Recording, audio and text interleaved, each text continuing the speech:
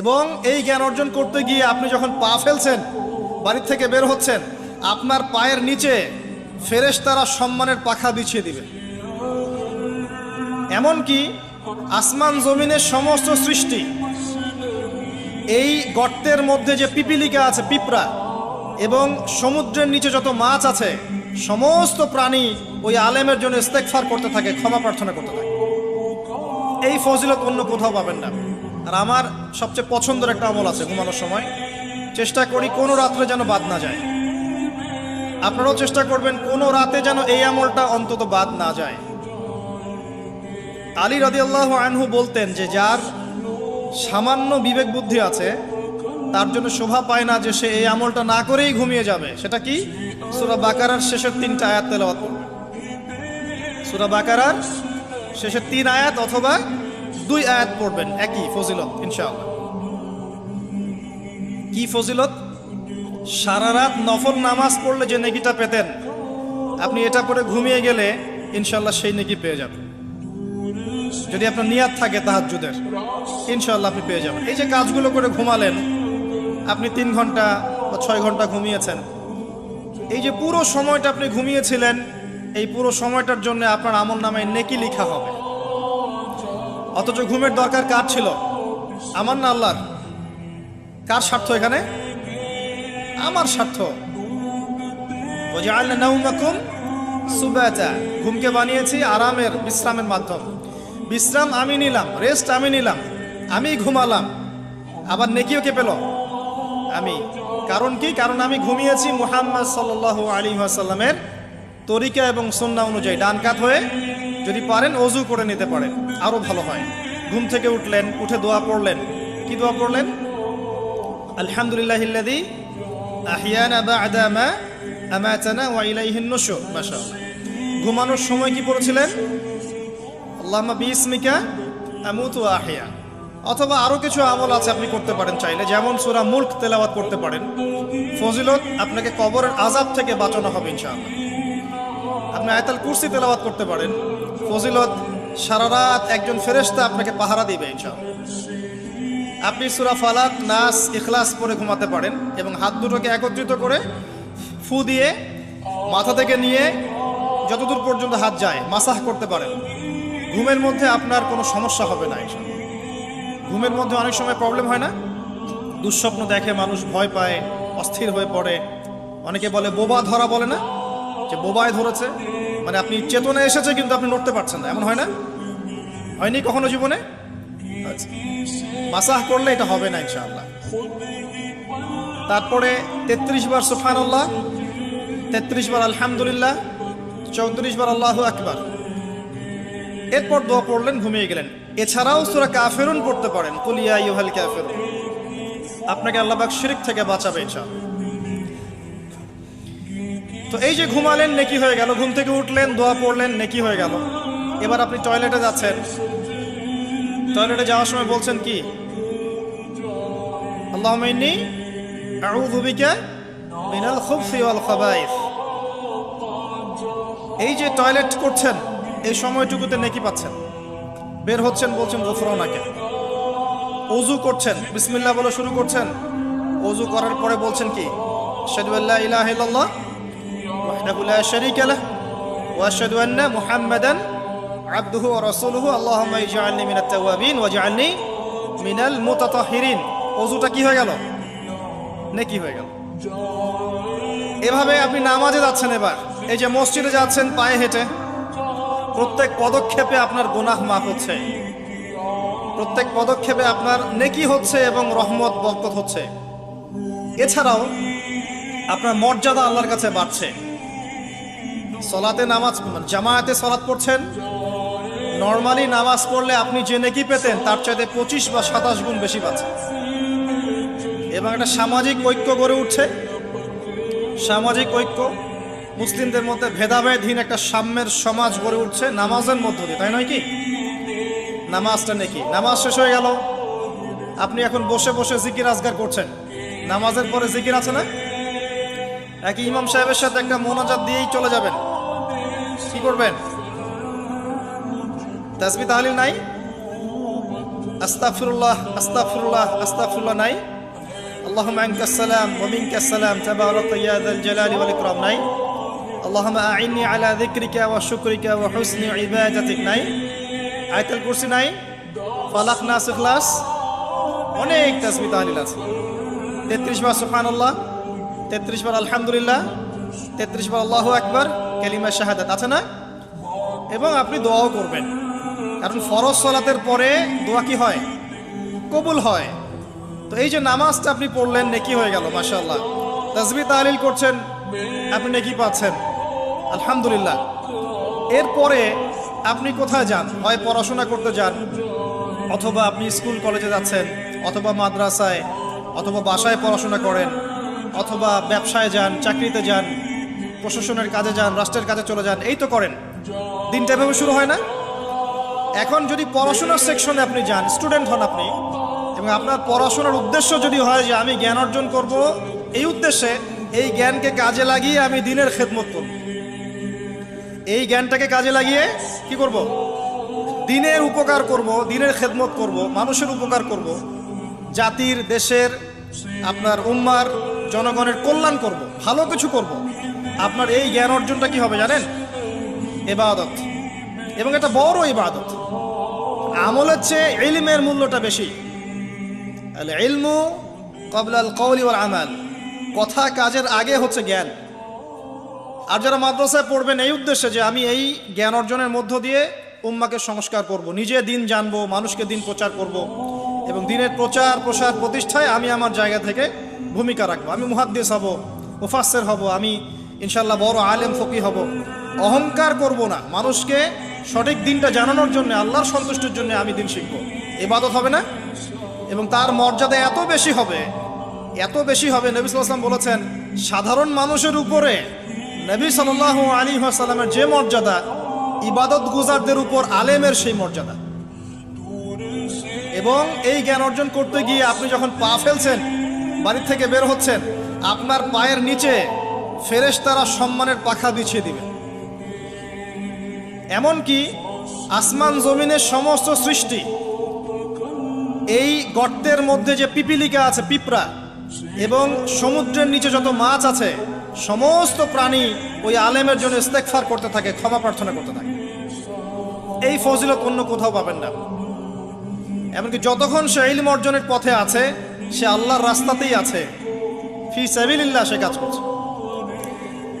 আপনি যদি জেনারেল লাইনেও পড়াশোনা করেন, কিন্তু আপনি চিন্তা করছেন আমি এই পড়াশোনা দিয়ে দেশের, জাতির, উম্মার, মানবতার কল্যাণে কাজ করব, দিনকে এগিয়ে নিব। একজন মেডিকেল ডক্টর, তিনি দিনের খেদমত করতে পারেন না? একজন ইঞ্জিনিয়ার, তিনি দিনের খেদমত করতে পারবে না?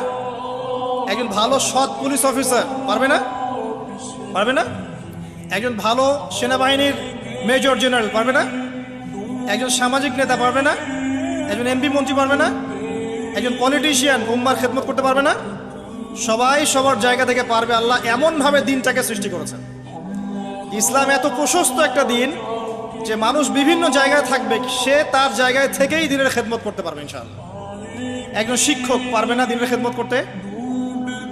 একজন ভালো অর্থনীতিবিদ পারবে না? সবাই পারবে। শুধু প্রয়োজন কি জানেন? দিনটা বোঝা, নিজের উপর আমল করা, এবং দিন প্রতিষ্ঠার ফিকির থাকা। একজন ডক্টরের কাছে রুগী আসছে, প্রত্যেকটা রুগী দেখছেন, দেখার সময় খালি বলছেন যে ভাই 5টা ওয়াক্ত নামাজটা ঠিক মতো পড়েন, আপনার শরীর ভালো, রিপোর্ট খুব ভালো আছে, মাঝে মাঝে একটু রোজা রাখেন। ডাক্তারের কথা শুনবে না রুগী? শুনবে না? একজন মানুষ, মনে করেন member, chairman, whoever he is, সে তার এলাকার নেতা, তো মানুষের মধ্যে জনকল্যাণমূলক কাজ করছে, শীত বস্ত্র বিতরণ করছে, রাস্তাঘাট নির্মাণ করছে, করার সময় মানুষকে বলছে যে এই যে দিলাম, এটা আল্লাহর রিজিক, তোমাদেরকে দিলাম, তোমরা আল্লাহর ইবাদত করো। বলা যাবে না? দিনের খেদমত করা যায় না? শুধুমাত্র দরকার নিয়াত। কি দরকার? নিয়াত, এবং জানা যে আমার কাজের প্রতিদানটা কি। এই যে আমি কাজগুলো করছি, এর প্রতিদান হচ্ছে আল্লাহ পরকালে আমাকে জান্নাত দিবেন ইনশাআল্লাহ। দুনিয়াতে আমি কি পাই না পাই সেটার হিসাব পরে, পরকালে আল্লাহ পাক আমাকে জান্নাত দিবেন ইনশাআল্লাহ। এভাবে আপনি আপনার জীবনের প্রতিটা কাজকেই ইবাদত বানাতে পারেন। ওয়ামা খালাকতুল জিন্না ওয়াল ইনসা ইল্লা লিয়াবুদুন। নাস্তিকদের কথার জবাব পেয়েছেন? এটা অন্য ধর্মের ক্ষেত্রে প্রযোজ্য, যে শুধু ইবাদত বন্দেগী বা পূজা অর্চনা তারা যেটা করে এটাই ইবাদত বলে গণ্য হয়, কিন্তু ইসলামের মধ্যে প্রতিটা কাজই ইবাদত বলে গণ্য হয় যদি আপনি প্রতিটা কাজ নবী সাল্লাল্লাহু আলাইহি ওয়াসাল্লামের তরিকা এবং সুন্নত মোতাবেক করতে পারেন। আমার কথা কি বোঝা যাচ্ছে ভাই? আলহামদুলিল্লাহ। এবার ধরেন আপনি বাসায় ফিরে আসলেন, মাঝখানে জোহরের নামাজ পড়েছেন, আসরের নামাজ পড়েছেন জামাতে, জামাত যদি ছুটে যায় বাসায় জামাত করেছেন, বা আপনার অফিসে জামাত করেছেন, ব্যবসা প্রতিষ্ঠানে জামাত করেছেন, অথবা একাই হয়তো পড়তে বাধ্য হয়েছেন, পড়েছেন, নামাজ পড়েছেন। নামাজ পড়ার পরে আপনি সন্ধ্যায় বাসায় ফিরে আসলেন। বাসায় ফিরে আমরা কি করি? পরিবারকে সময় দেই না? ওখানে খাওয়া দাওয়া করি, গল্প গুজব করি, পরিবারকে সময় দেই। এখন অবশ্য এই সময় দেওয়ার প্রবণতা কমে যাচ্ছে, সবার হাতে হাতে এখন স্মার্টফোন। একটা বাসায় 10টা জগৎ, আর একটা বাসায় 10টা মেম্বার, 10 জনের 10টা ফোন, 10টা আলাদা আলাদা পৃথিবী একটা বাসার মধ্যে। আগে ওই যে টেলিভিশন ছিল না, এখন তো টেলিভিশন উঠে যাচ্ছে, তাই না? আগে যখন টেলিভিশন ছিল, টেলিভিশন কিন্তু ড্রয়িং রুমের মধ্যে ছিল, মনে আছে? মানে বাসার সব মেম্বার একসাথে বসে টিভি দেখত। এখানে কিন্তু অশ্লীলতার পরিমাণটা একটু কম ছিল, চাইলে যে কোনো চ্যানেল সে দেখতে পারবে না, পারবে? পারবে না। এখন ঘরে ঘরে স্মার্টফোন, ও যা ইচ্ছা তাই করতে পারে। আমরা হয়তো মনে করছি বাসা থেকে টিভি সরিয়ে দিয়েছি, একটা জিহাদ করেছি, মাশাআল্লাহ। ওই টিভি সরিয়ে যে ঘরে ঘরে আবার একটা জেনার মেশিন ঢুকিয়ে দিয়েছি, এটা বুঝতে পারছি না। তো এই যে পরিবারকে সময় দেয়া, এটা কিন্তু ইবাদত। পরিবারের খোঁজ খবর নেয়া, স্ত্রীর সাথে কথোপকথন করা, পরিবারের সমস্যাগুলোকে ডিল করা, একসাথে খেতে বসা, একসাথে এক দস্তরখানায় খেতে বসা, প্রয়োজনে বড় প্লেট নেওয়া, প্লেটের চারপাশে সবাই মিলে খাবে, এটাও সুন্নাহ। এতে করে মহব্বত বাড়বে, খাবারে বারাকা হবে। আমরা কিন্তু এগুলো পালন করি না, সংস্কৃতি নাই আমাদের মধ্যে, চর্চা নাই। বাচ্চা কাচ্চা থেকে সময় দেই না। বাচ্চা কাচ্চাকে পিতা মাতা সময় না দিলে এই বাচ্চা কার কাছে মানুষ হবে?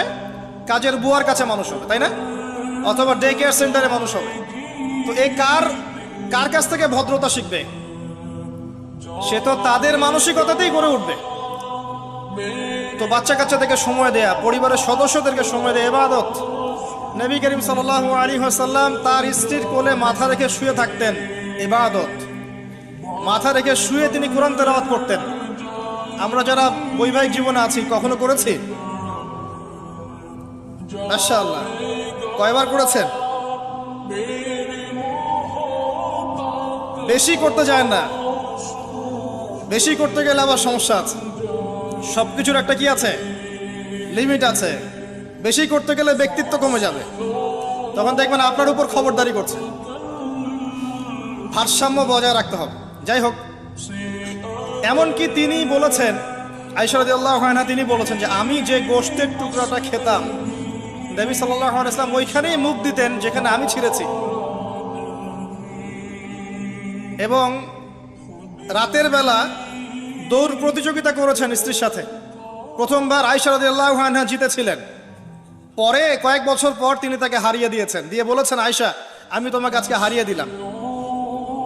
এই যে সুন্নাহ, পারিবারিক সুন্নাহগুলো আমাদের মধ্যে উঠে যাচ্ছে না ভাই? পরিবারের সবার সাথে সময় দিতে হয়, খোঁজ খবর নিতে হয়, কথাবার্তা বলতে হয়। স্পেশালি বাচ্চাদের ব্যাপারে খেয়াল রাখতে হয়। বাচ্চা কাচ্চা যারা আছে এরা কাদের সাথে মিশছে, কাদের সাথে মিশছে, কাদের সাথে খেলছে, যে স্কুলে পড়ছে ওর পরিবেশটা কেমন, যে মাদ্রাসা যাচ্ছে ওর পরিবেশটা কেমন, ওকে কারা পড়াচ্ছে, কাদের কাছ থেকে দিন শিখছে, সে কাদের কাছ থেকে ইলম শিখছে, এগুলো জানা দরকার আছে।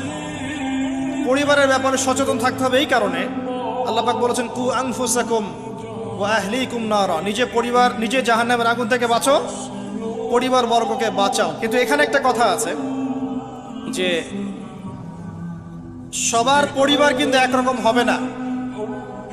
হয়তো স্ত্রী কথা শুনবে না, পিতামাতা কথা শুনবে না, সন্তান সন্ততি কথা শুনবে না। এক্ষেত্রে আপনার জন্য হেদায়েত কোথায় জানেন? ওই যে নূহ আলাইহিস সালামকে দেখেন, 950 বছর দাওয়াতি কাজ করেছিলেন, তার সন্তান কিন্তু ঈমান নিয়ে আসে নাই, তার স্ত্রী কিন্তু ঈমান নিয়ে আসে নাই। অতএব আপনি ঈমানদার হলেই যে সবাই আপনার কথা মেনে নেবে এমনটাও নয়, কিন্তু দাওয়াত দিতে হবে, চেষ্টা করতে হবে। এরপর যদি না করে তাদের লাকুম দিনুকুম ওয়ালিয়া দিন, তুমি তোমার হিসাব দিবা, আমি আমার হিসাব দিব। চেষ্টাটা বড় কথা। লূত আলাইহিস সালামের স্ত্রী ঈমান নিয়ে আসে নাই। আবার ফেরাউনের ঘরে দেখবেন ঈমানদার মহিলা পাবেন, আছে না? ফেরাউনের ঘরে ইমানদার মহিলা থাকতে পারে। আজকে আমরাও দেখি বাংলাদেশের প্রেক্ষাপটে পরিবারের কর্তারা অনেকেই ফেরাউনের মতো আচরণ করেন, কিন্তু স্ত্রীরা মাশাআল্লাহ ইমানদার। এবং অনেক অনেক দেখা যায় যে এক্সকিউজ আমাদের কাছে আসে যে পরিবারের কর্তা করে না, কিন্তু স্ত্রী পর্দা করতে চায়, মেয়েরা পর্দা করতে চায়, দিন শিখতে চায়, পরিবারের কর্তারা সুযোগ, এমন অনেক অবজেকশন কিন্তু আসে আলেমুল আমাদের কাছে। তো মনে রাখবেন, সব সময় যে পরিবার সবার একরকম হবে এমনটা জরুরি নয়। পরিবার নূহের মতো হতে পারে আলাইহিস সালাম, লূত আলাইহিস সালামের মতো হতে পারে, আবার মুহাম্মদ সাল্লাল্লাহু আলাইহি ওয়াসাল্লামের মতোও হতে পারে। আমাদের কাজ হচ্ছে পৌঁছে দেয়া, তা'মুরুনা বিল মা'রুফ ওয়া তানহাউনা আনিল মুনকার, এতটুকু। আপনি আপনার অধীনস্থদের উপরে কঠোর হতে পারবেন, যেমন আপনার স্ত্রী এবং সন্তান সন্ততি। কিন্তু আপনার বাবা নামাজ পড়ে না, যার বয়স 60 বছর, আপনি কি তাকে পিটাতে পারবেন? পারবেন না। কিন্তু আপনার সন্তানের বয়স 12 বা 15, সে নামাজ পড়ে না, আপনি তাকে মারতে পারবেন না? এই হলো অবস্থা। পরিবারকে সময় দিতে হবে তাদের হেদায়েতের জন্য, এটা কিন্তু ইবাদত। এমনকি স্ত্রীর সাথে যে সময়টা আপনি কাটাচ্ছেন, অন্তরঙ্গ সময়, এটার জন্যও আপনি নেকি পাবেন। সাহাবায়ে কেরাম বললেন, ইয়া রাসূলুল্লাহ সাল্লাল্লাহু আলাইহি ওয়াসাল্লাম, এই কাজটা তো আমরা প্রবৃত্তির মানে যে তাড়না, এটা নিবারণ করতে গিয়ে কাজটা করি, এর জন্যও কি নেকি পাবো? নবী সাল্লাল্লাহু আলাইহি ওয়াসাল্লাম বললেন, এই কাজটা তোমরা যদি অন্য কারোর সাথে করতে তোমাদের কি গুনাহ হতো না? সাহাবীরা বললেন, হ্যাঁ গুনাহ হতো। অতএব এই কাজ তুমি যদি স্ত্রীর সাথে করো, ইনশাআল্লাহ তুমি নেকি পাবে। সন্তানদেরকে বড় করছি, এই সন্তানদেরকে এই নিয়াতে বড় করতে হবে যে এরা বড় হয়ে আল্লাহর দ্বীনকে এগিয়ে নিবে, আল্লাহর পথে দায়ী হবে, আলেম হবে, মুজাহিদ হবে, মুহাদ্দিস হবে, মুফাসসির হবে, তারা দ্বীনের খেদমত করবে। এই সন্তান আপনার জন্য সাদকায়ে জারিয়ার মাধ্যম হবে ইনশাআল্লাহ। কিছু না হোক, সন্তান ভালো মানুষ হবে, তার দ্বারা কেউ ক্ষতিগ্রস্ত হবে না, সে মানবতার কল্যাণে কাজ করবে, আপনি ওই সন্তানের জন্য নেকি পাবেন ইনশাআল্লাহ তাআলা। এই যে আপনার পুরো জীবন, শুরু থেকে ঘুম থেকে নিয়ে একেবারে পরিবার, সমাজ, রাষ্ট্র পরিচালনা পর্যন্ত প্রত্যেকটা কাজ যদি কোরআন এবং সুন্নাহর অনুকূলে হয় এবং নবী সাল্লাল্লাহু আলাইহি ওয়াসাল্লামের সুন্নাহ পদ্ধতিতে হয়, পুরো জীবনটাই আপনি নেকি পাচ্ছেন আলহামদুলিল্লাহ। এটাই সেই আয়াত, ওয়া মা খালাকতুল জিন্না ওয়াল ইনসা ইল্লা লিয়াবুদুন, আমি মানুষ এবং জিনকে সৃষ্টি করেছি শুধুমাত্র আমার ইবাদত করার জন্য।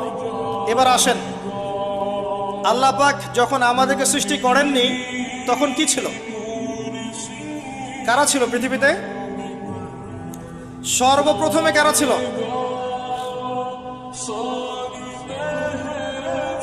পৃথিবীতে আমরাই প্রথম প্রজাতি নই। আমরা তো এখন মনে করি যে পৃথিবীটা আমাদের, তাই না? আমরা এলিয়েন খুঁজে বেড়াই, অন্য গ্রহে প্রাণী আছে কিনা, অথচ বোকা মানুষরা নিজেই জানে না যে এই পৃথিবীর আমরাই বাসিন্দা ছিলাম না। আমাদেরকে জান্নাত থেকে এই পৃথিবীতে পাঠানো হয়েছে। এই পৃথিবীতে আমরা ছিলাম না, এই পৃথিবীতে অন্য প্রজাতি ছিল, অন্য মাখলুক ছিল। আল্লাহু আ'লাম বিসওয়াব, তারা কারা ছিল? প্রথমে আল্লাহ একা ছিলেন, কেউ ছিল? হুয়াল আউয়াল, তিনি প্রথম, এবং সবশেষে আল্লাহ পাক একা থাকবেন, কেউ থাকবে? কুল্লু মান আলাইহা ফান, আছে না আয়াত? প্রথমে আল্লাহ একা ছিলেন, শেষেও আল্লাহ একা থাকবেন। হুয়াল আউয়াল ওয়াল আখির ওয়াজ যাহির ওয়াল বাতিন ওয়া হুয়া বিকুল্লি শাইইন আলিম। আল্লাহ একা ছিলেন, এরপরে আল্লাহ পাক সৃষ্টি করেছেন আরশ। আরশ মানে আল্লাহ পাক বিশাল সৃষ্টির মধ্যে সবচেয়ে বড় সৃষ্টি হচ্ছে আরশে আজিম। এই আরশে আজিমের নিচে আল্লাহ পাক ছায়া দিবেন কিয়ামতের মাঠে। কয় শ্রেণীর ব্যক্তিকে? 7 শ্রেণী না 6 শ্রেণী? কয় শ্রেণী? হ্যাঁ, 7 শ্রেণী। তার মধ্যে 1 শ্রেণী হচ্ছে তারা যারা তাদের যৌবন কালটাকে আল্লাহর পথে বিলিয়ে দিয়েছে। এই একটা হাদিসই যথেষ্ট যুবক ভাইদের জন্য, যুবতীদের জন্য, যারা তাদের যৌবন কালটাকে আল্লাহর পথে বিলিয়ে দিয়েছে, এদেরকে আল্লাহ পাক তার আরশের ছায়ায় ছায়া দিবে। ওই দিন ওই ছায়া ছাড়া কোনো ছায়া থাকবে?